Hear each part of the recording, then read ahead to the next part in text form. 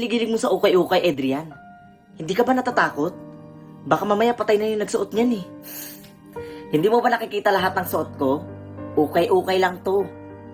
Kaya ayos lang. Basta, hindi ako bibili niyan. Mas gugustuhin ko pang bumili sa mall kahit mahal. Wow, ang ganda naman ng wallet na to. Bibiling ko to. Ay teka, ilalagay ko tong picture nila nanay at tatay. Para kahit nasa malayo ako, parang katabi ko lang sila.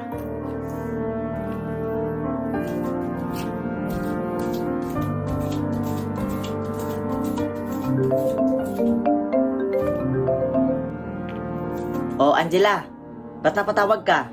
Kuya Adrian, sila nanay at tatay natagpuan na wala ng buhay. Punta ka na dito, kuya. Sige na, Insan. Bilhin nyo na lahat ng gamit namin dito. Kailangan talaga namin magkapatid ng pera eh. At saka isama mo na lang pala tong wallet ko. Hindi ko na din kasi ito ginagamit eh. Wait lang. Tanggalin ko muna yung picture nila nanay at tatay. Teka, bakit nabura yung mga mukha nila? Hoy, Insan, ano ba? Ibibenta mo ba yan o hindi? Ito na. Ayos. Ang ganda nito, Insan ha.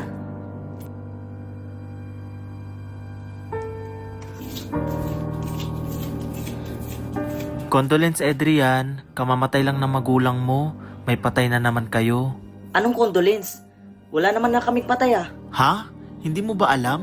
Namasakir ang buong pamilya ng pinsan mo. Kasama din ang pinsan mo. Lahat sila pinatay. Brutal ang pagpatay sa kanila.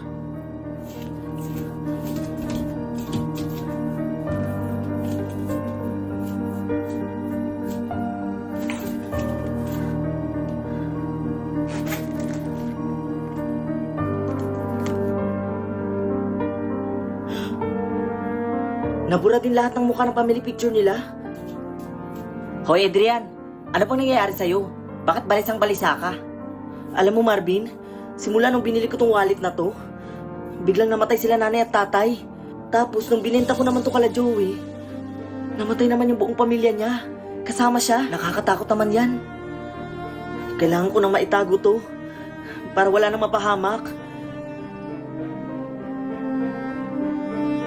Nasaan na ba yung wallet na yun? Dito ko lang nilagay yun eh. Kuya? Anong hinahanap mo? Yung wallet ko kasi nawawala. Nasa akin kuya. Hiniram ko. Napansin ko kasi na hindi mo naman ginagamit eh. Oh.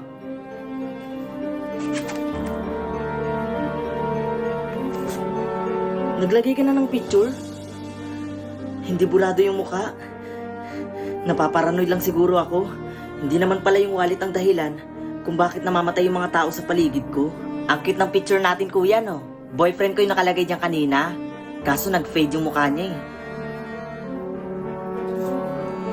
Teka lang kuya, tumatawag yung best friend ko. Hello best friend? Bes, yung boyfriend mo, dito na live ngayon sa ospital.